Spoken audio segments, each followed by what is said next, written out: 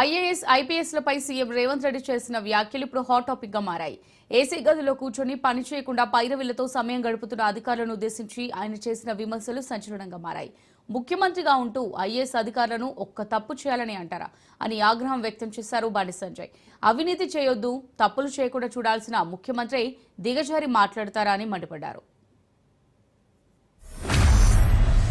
Leaders కంటే కూడా ఆఫీసర్స్తో ప్రజలు మమేకమయ్యే వాళ్ళు, చెప్పుకునేవాళ్ళు.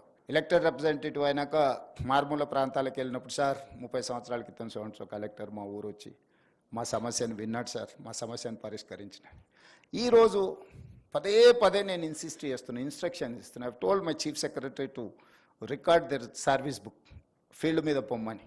అసలు ఏసీ రూముల్లో నుంచి బయటకు వెళ్ళడానికి హెసిటేట్ చేస్తున్నారు ఆఫీసర్లు. మరి నాకు తెలియదు, మరి ఏసీ అనేది ఏమన్నా జబ్బేమో.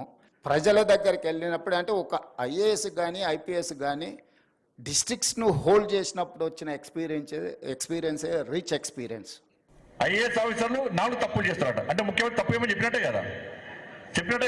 నేను ఒక్క తప్పు ఏమంటే నాకు చేయరా? మరి నువ్వు ఒక్కడేమంటే నేను ఒక్కడికి తప్పు చేస్తారు. వాళ్ళ కోసం వాళ్ళు తప్పులు చేసుకోదాలు. పూర్తి స్థాయిలో కాంగ్రెస్ పార్టీ మీద పూర్తి వ్యతిరేకత ఉంది తెలంగాణ రాష్ట్రంలో.